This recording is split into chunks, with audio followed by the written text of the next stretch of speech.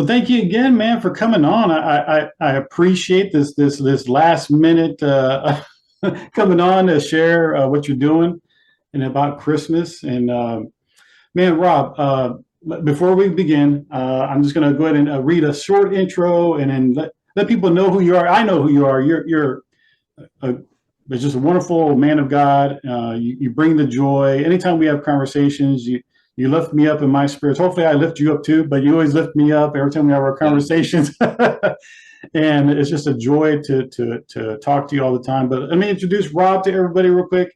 This is Rob Lohman, and this is a short bio because he has an extensive bio, but it says since 2001, Rob Lohman helps people suffering from substance abuse to find freedom from addiction and incarceration. He does this through sharing his testimony, professional interventions, and recovery coaching, advocacy. He's a self-published author and being the host of Beyond the Bars radio podcast and Addiction, Freedom, and Faith podcast. Rob is recognized as one of the top requested in-demand live virtual keynote speakers. He provides strategies for breaking free from addiction, overcoming life's challenges, and for living your best life. Rob, thank you for coming on, my brother from another mother. Heck yeah, it's always good to see you, Joe. Yeah, man. I mean, we just been celebrating 7 days till Christmas. We're like 2 days away now. This podcast is going to be on the 6th day. So we're officially going to be like 2 days away, man. And brother, I know it's cold over there in Colorado right now. It is. We're a warm 27 over here compared to you guys. But brother, man, thank you for coming on. And bro, I mean, we've been sharing different things about Christmas. We talked about Luke 2, where it talks about the angels came, scared the daylights out of the shepherds in the field. But they said, do not fear. We come to bring glad tidings of great joy. And I had a great theologian, Linus from Charlie Brown, showed him what he was talking about and the deep theology of the, Charlie Brown Christmas. Had some other guests on. My wife came out and talked about from her heart. And brother, what can you share with our folks? And we could talk jam back and forth, but what is your message for Christmas, man? Man, well, I'll tell you, you talked about cold temperatures. And I was thinking, no matter how cold it is, we're -8 right now, right here in Littleton, Colorado. So whether it's 100 degrees or 8 degrees or whatever, it's like life's happening. So many people, I have so many friends now that they're just struggling with a lot of stuff. And then a lot of people are having so many blessings and the struggle and the blessing. And it's like, no matter where it is, I just always believe that God is good in all of that. And sometimes it just doesn't make sense. But this time of the Christmas season, there's a lot of busyness going on, and so many people, including myself, cannot pause and take that silent moment, right? Which is always horrible on a podcast show or a thing. You're like, wait, where'd the sound go? That dead silence of I just want to sit and just relax, spend time with God. And so even for me, I decided to take the whole last week of December off and just chill and relax with my family and have fun and just remember how good God is and reflect on all the blessings of this year, as you and I have been through a lot of good stuff and challenging things too. And no matter where it is, there's blessing in that. And the Bible even says that we're supposed to rejoice always. And you're like, what? But this horrible thing just happened. You want me to rejoice? And it's just rejoicing in the fact that God is good and he's going to reveal himself in ways that we don't even know. So I always look forward to expecting the unexpected. No, that's good, because I know one of the things that I always say in my podcast is have a positive expectation of God's goodness in your life each and every day. And I know sometimes I have to take my own medicine, and going back to what Christmas is all about is I have to remember, say, you know what, even through all the messes and the things that we go through, I have to reflect and say, look, God is good. And I can sit back and go, oh, yeah, I went through some stuff, whatever case, but coming right now, man, I'm in a warm house. I have my wife that loves me, my family that loves me, friends that love me too, and that I can call upon if I have any trouble. And you know what? Those are blessings from God, And then we talk about the ultimate blessing that we're, in the 7 days till Christmas. that God came, he broke through into humanity to show that, hey, I love you. And that is the greatest gift of all, that we didn't have to work to try to achieve anything, climb those like those mountains that are like behind you, and to Yeah. try to reach God and say, but no, he came down to us, said, look, brother, sister, I know it's rough. I'm gonna come to you. I'm gonna Yeah. reach down to you and bring some help and healing. So Yeah. The Christmas season, I know, is not always great for some people. I have some good friends. They've lost both their parents this year. Here's the Christmas holiday and they're not there. And I texted a buddy today and he just said, yeah, it's different, but we're looking at the blessings, right? Of how much time I got to have with my mom and just all those things. And so again, blessings or not, or whatever, it's how we look at things. And there's people in Africa that have nothing and they're joyful, joyous, and free. And there's people here in Littleton, Colorado, they're like, oh, I couldn't find that doll that my kid wanted and I couldn't get this. And they're all worked up and just forgetting like this is a time to just rejoice and find blessing in it. And even for me, like, as you know, I just, published my recent book, The 101 Reasons to Quit Getting Drunk During the Holidays. yeah. And all the timing and things you do. And I was thinking, oh man, it's not going to come till January 5th. I was like, oh, well, that's all right. No big deal. And then it came 2 days ago. So I'm doing a big book signing tomorrow at a little local coffee shop to just say, hey, if your loved one's struggling with addiction or you are, or you're early in recovery and you just want help, it's like, man, here's a cool book to teach you how to do life in sobriety. So I want to give your people a free gift. Can I give your people a free gift, Joe? Okay. Yeah. Let's do it. So if y'all go to freerecoverybook.com, there's something waiting there for you. So freerecoverybook.com, go check that out. But, I have so much fun. I want to tell a little story about the year 2012. May I share a little story about 2012, Joe? Yeah. Bring it, brother. All right. So 2012, this is not the exciting part of it, but I had a big mental breakdown in 2012, which really changed the trajectory of my life. And it could have been one of those moments where it was like down and out, woe is me, be a victim and just kind of sit back and complain, right? And I chose to not do that. I chose to follow God and seek God. So the end of 2012 comes along and this family heard that we were struggling. And I was like, oh man, so this classroom adopted our family for Christmas that year. And unbeknownst to us, they literally show up a couple days before Christmas. And we didn't have much at all. I mean, I was going through stuff where anyway, I won't tell that part of the story, but the bottom line is a family heard that we were struggling. And they showed up that morning with like 2 Yukon SUV truckloads full of toys, brought them down to our basement. And we had so many toys that morning that I felt guilty having that much stuff because it was crazy. I mean, they brought like a bike for my daughter and all these toys for my son. They were 3 and 5 at the time. And just all this stuff that we were able to bless them with because a family heard that we were struggling and they told their class, and this class adopted us. And it was the coolest Christmas, just like, wow, in humility and being humble to receive that. Because as a father and a provider, I'm like, I want to provide that. I was in a season of receiving. And man, I wish I could remember the name of the teachers. I'll have to go back and look. But those are the cool Christmas miracles in the holiday season that happens that people don't know. So I'm like, look for people that we can bless in our time of abundance, right? And say, who can we go help? So that was just a cool thing back in 2012 where I just thought of that while you were talking. I'm like, man, that's something to remember and celebrate for sure. Man, that is 10 so years good. ago, 10 years ago. Wow. That is Man. so good. Yeah. No, and that brings up a good point, is that we're blessed to be a blessing. And that's a good point. And that's a good question for everybody out there, being we're 2 days away from Christmas. How can you be a blessing? How can you be a miracle for someone today? It could be like you mentioned, Rob, you just texting somebody, reaching out to them, showing some love. Or if you have the means and the will, and somebody is struggling that doesn't have enough food, maybe some toys or anything else like that, even if you just catch like maybe like a little, hey, somebody's having some trouble, Allow God to move in your heart to bless somebody.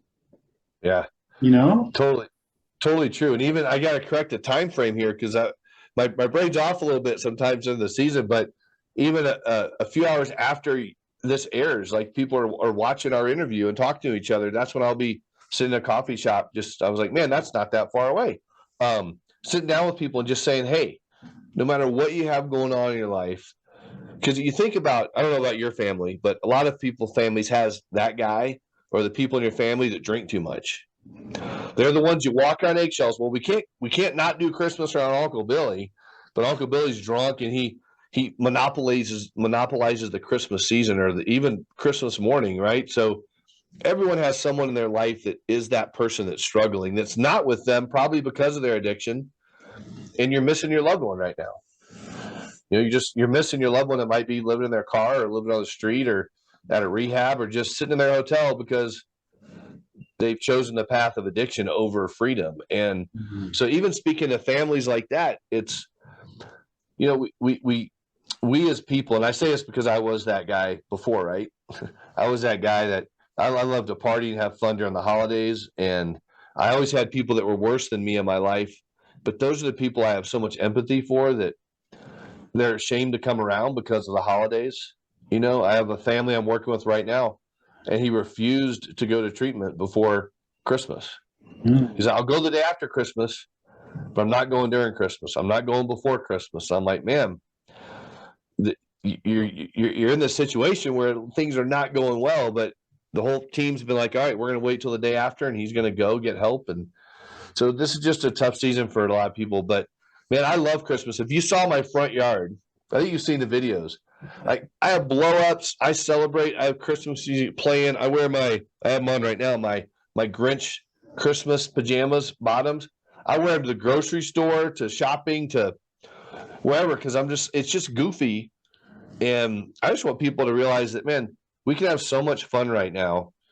And fortunately, like you and I, we have flexible schedules in our life.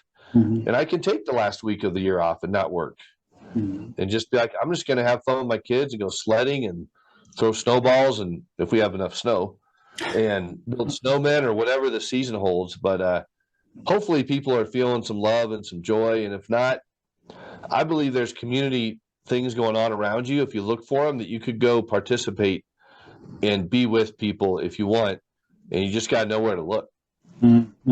Yeah. Now, I want people to understand something here.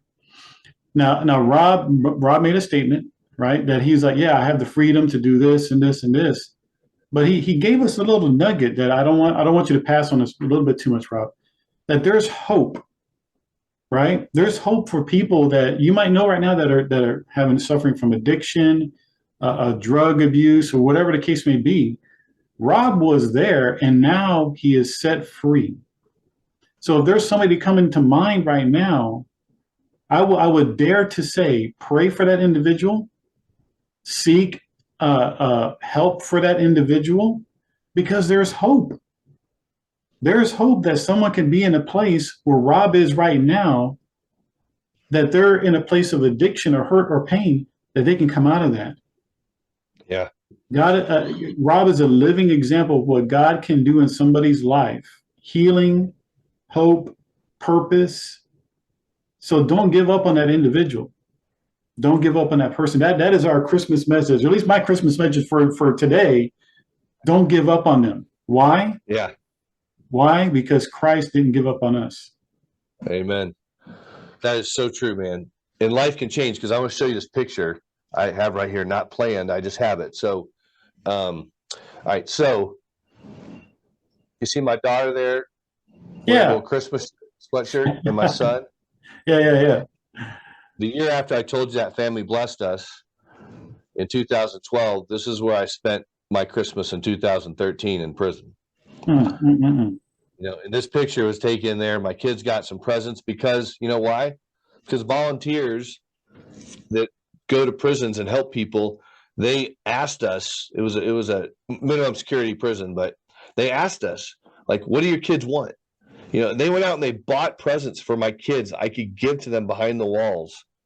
And they came down just wanting to see Dad. They had no idea, right? But that was the Christmas after that one, where I was hanging out in prison, and my kids had to see me there. And you look at what the years as they change. That was 9 years ago, right? And here we are now, just having fun, loving it. And as you were talking before, I'm like, I'm gonna do a shameless plug, but here's the fun thing I've been able to do is write 2 books all about addiction and freedom. Because why? Because I met guys along the way like Joe, and we got to be friends, and we're part of this amazing group of people that give us hope and purpose and all those things. We get to go out and bless people with our messages, like you do in your podcast, Joe, and everything you and your wife do, and just share God's hope. Like you said, the story I've lived is a story of miracles of God. And the holiday season is one of those times where it just kind of ebbs and flows. Like, you don't know, you have a big issue, people bless you, and then the next year you're gone. But I probably got 30 Christmas cards, 40 Christmas cards that year in prison, because people just wrote me letters and cards and said, we love you, we're here to support you. And so if you have a loved one that's away right now, encourage your friends to write letters to them and bless them and say, hey, we love you. Where you are is not the end of your road. There's so much more ahead for you. It's just where you are now. So make the most of it. I mean, it's so cool when we have the eyes to see, when I had the eyes enough to see that mistakes can be opportunities for incredible blessing in your life. And to be able to sit down and share that with people and just say, hey man, I get it. I've been there. We've all been, I mean, people have been a lot further than I've been, not as far as I've been. And you don't have to have that story, but the bottom line is that God does have a huge plan and a huge hope for you, even though if you can't see it. And until I met a lot of great, positive, influential Christian people in the business world that have passions to go do podcasts and write books and do all this stuff. And I mean, so many of our friends, Joe, are putting books out right now about hope right around the Christmas holiday season. They're like putting books out left and right. I'm like, dude, they hit bestseller too. I'm like, yay. And we get to clap and celebrate and just follow people on social media. I mean, I loved, when your bride posted about, hey, our plants are surviving the cold. And if you go to our front yard, there ain't nothing surviving our front yard. It's -8 right now. So our snow people that I blew up, it took them a while to actually inflate because the air is so like lacking right now, I guess. I don't know. I was watching them go up and I'm like, y'all look like you're asleep, Frosty. And when I'm done, I'm just done being a miserable person. Just those days when I'm just like being a Grinch in a way, and just like, those aren't fun days for anyone around me. But when I start out, like my friend Ken, I just went through some spiritual healing with this guy, and it's just like starting my day off in prayer or a devotional or a podcast or videos like you put out and people's stories. It's one of those things that uplifts you. So I'm all about, I just love being uplifted by others and having a platform to uplift people by sharing other people's stories on my platforms. Well, that's some good nuggets, guys. If you didn't get anything out of it, I'm gonna give you some real quick tips that I got out of that. Get around other people that are uplifting.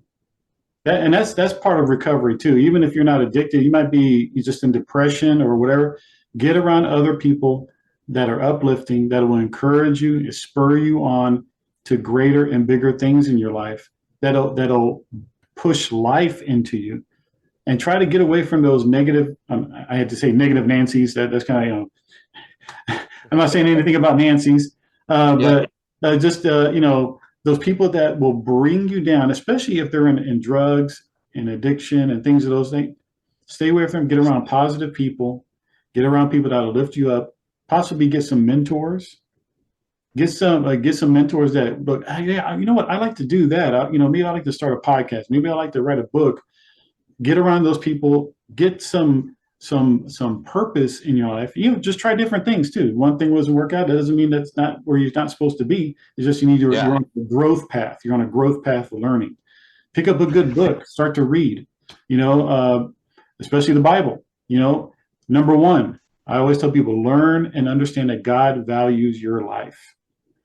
Your life has worth because he purposed you. He put his breath in you.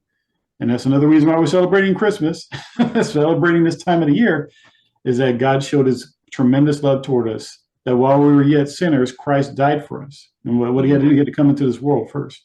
But before we go, Rob, I know you said real quick, you have a free offer if people go to freerecoverybook.com. Yep. But you also have your website, liftedfromtherut.com.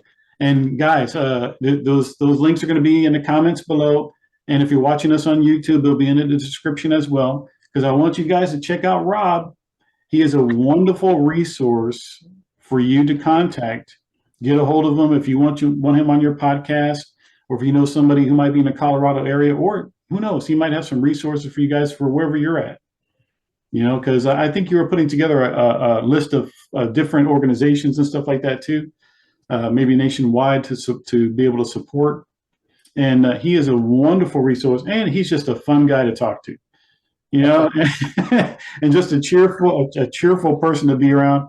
And whenever we're back in Colorado, there's you and some other folks that we got to link up with because we miss Colorado.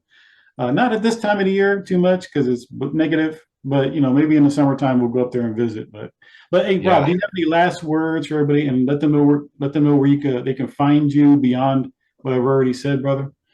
Yeah, for sure. Well, here's the thing: people all around the country need help, right? No matter what it is. So it's finding the right people to help people. And I just got back from North Carolina doing an intervention for a family out in North Carolina, right? So wherever you live, if you're struggling, you got loved ones struggling with addiction. I mean, that's the world God's put me in to help people, and that's where I'll go. And here was a cool thing I want to tell you, because like, again, you and I are part of similar programs, and it was kind of like, write a book, get a book out there, do your expertise, right? And so I wrote the book, the Addiction Intervention book, right? Originally it was going to be called The Art of Intervention, and through coaching with James, it's like, dude, people need to know what it's all about. So recently, this intervention I did in North Carolina is kind of cool. I want to tell people, if you want to write a book, get it out there. So 2023, if you got vision to write a book, there's no excuse you can't do it. But the woman that hired me, she went on Amazon, looked up addiction intervention, and my book popped up. And I have a link in my book and a link on the Kindle where people can click and schedule a call. So she schedules a call with me that morning. We talk for an hour. She hires me to do an intervention for her husband the next week, and I fly out to North Carolina, all because I had a book. And it has my testimony in there. It has the story in there. So our stories are powerful, but people need to hear your messages. That's what I want to tell you. Like this holiday season, if you're sitting around on Christmas break or whatever, and God's calling you to do something, fear sets in. It's like, oh, who wants to hear my story? You have a story to tell people. So whether it's a podcast or a book or something like that, step into action and then find smarter people than you to help you get it done. And you can change and impact lives. I mean, I get so many text messages during this holiday season every year, and it grows like, thank you for saving my husband. It's not me, it's God, right? Thank you. I mean, it's God that saves. I'm just an avenue where people can physically get together with me and let God work, right? But I get text messages all the time like, thank you for saving my nephew, my son, my aunt, my mom, my dad. And it's such a blessing. So, but that's because I stepped in the calling God had in my life.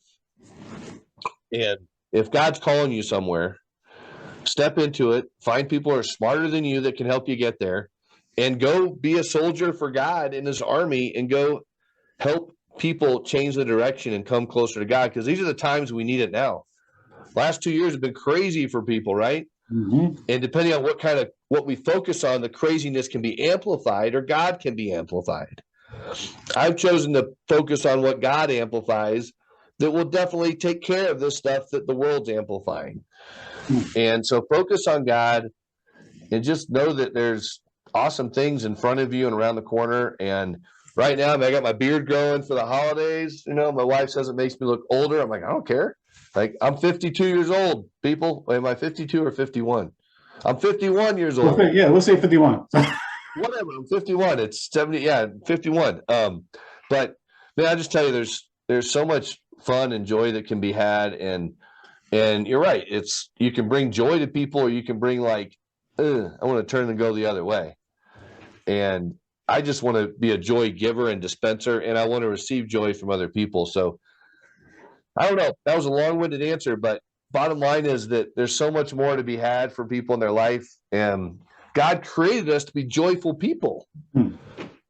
So I'm really doing my best to focus on being joyful. And I know when I'm not, and I like this over here, joyfulness, better. So I'm going to go be joyful tonight and today and tomorrow and whatever else in front of me and enjoy myself. So I look forward to seeing your face sometime. One of these days, we're going to actually get together and give each other a hug, man. That's what I'm talking about. Hey, bro, look, like I said, Rob, you're the man, brother. Every time we speak, you bring the joy.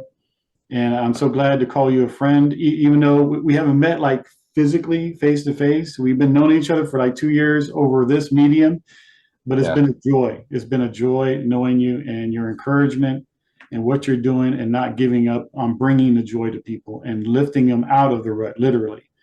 And so, guys, if you want to check out Rob, he said freerecoverybook.com. We're going to put those in the links below. Liftedfromtherut.com. Get his books. Get his books, especially the free books, but get the other book. And guys, Rob, thank you for coming on again. Appreciate you, brother. Hope you guys have a Merry Christmas and Happy New Year. And guys, like I always said, have a positive expectation of God's goodness in your life each and every day. God bless you guys.